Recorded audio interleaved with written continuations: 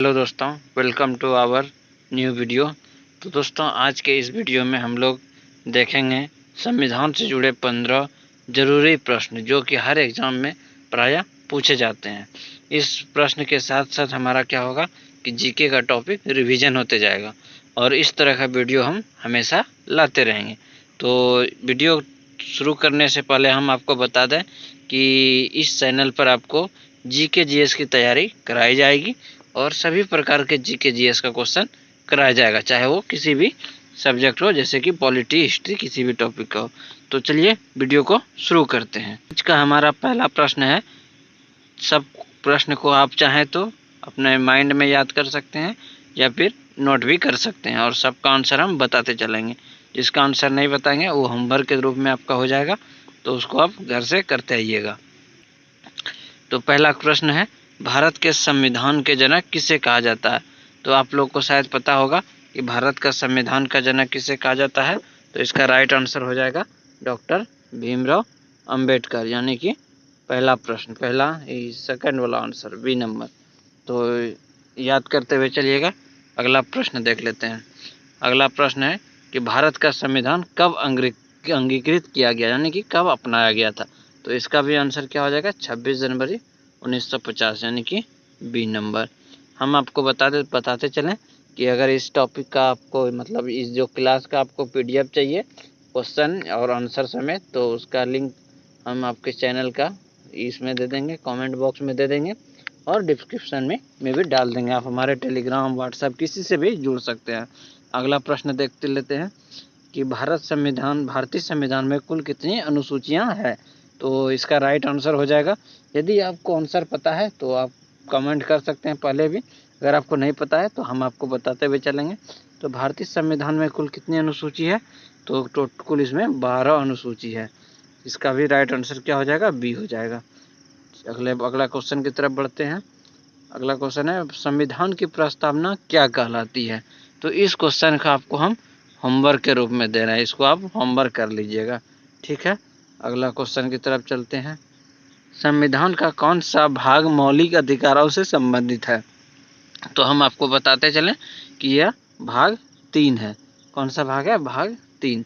अगर आप चाहते हैं कि चारों ऑप्शन को एक्सप्लेन किया जाए तो इसके लिए भी आप कमेंट कीजिएगा, तो चारों एक्सप्लेन भी कर सकते हैं हम और एक्सप्लेन भी करेंगे, ठीक है। अगला क्वेश्चन की तरफ देख लेते हैं।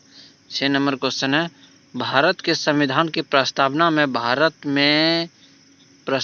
भारत को किस रूप में घोषित किया गया है। तो आप इसका राइट आंसर हो जाएगा बी नंबर, समाजवादी, पंथनिरपेक्ष, लोकतांत्रिक, गणराज्य, ठीक है। अगला क्वेश्चन की तरफ बढ़ते हैं।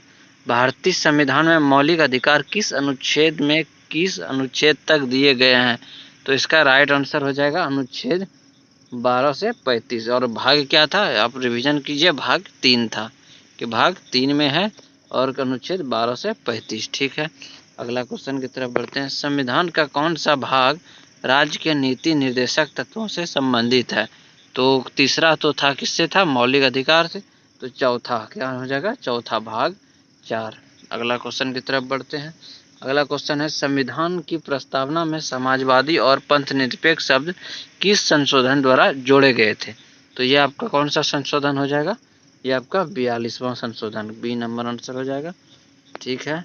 अगला क्वेश्चन की तरफ बढ़ते हैं। भारतीय संविधान के अनुसार राज्यपाल किस राज्य का नागरिक होना चाहिए। इस क्वेश्चन में क्या होता है कि बहुत सारे विद्यार्थी क्या करते हैं कि कंफ्यूज कर जाते हैं, उसमें आंसर दे देते हैं उसी राज्य का या किसी भी राज्य का, या प्राय आंसर क्या करते हैं उसी राज्य का। इन आंसर क्या हो जाएगा, इसका आंसर राइट आंसर हो जाएगा किसी भी राज्य का, वो किसी भी राज्य का हो सकता है। यानी कि अगर कोई व्यक्ति झारखंड का है तो राजस्थान का राज्यपाल हो सकता है, यानी कि मतलब केवल भारत का नागरिक होना चाहिए, ऐसा स्थिति होता है राज्यपाल में। संविधान के किस अनुच्छेद में समानता का अधिकार दिया गया है। तो ये किस अनुच्छेद में दिया गया है, तो ये अनुच्छेद 14 यानी कि 14 अनुच्छेद में दिया गया है। ये कौन सा भाग में आ जाएगा, मौलिक कर्तव्य, यानी कि भाग 3 वाला में से, नहीं मौलिक कर्तव्य नहीं, सॉरी, मौलिक अधिकार, यानी कि भाग 3। अगला क्वेश्चन की तरफ बढ़ते हैं।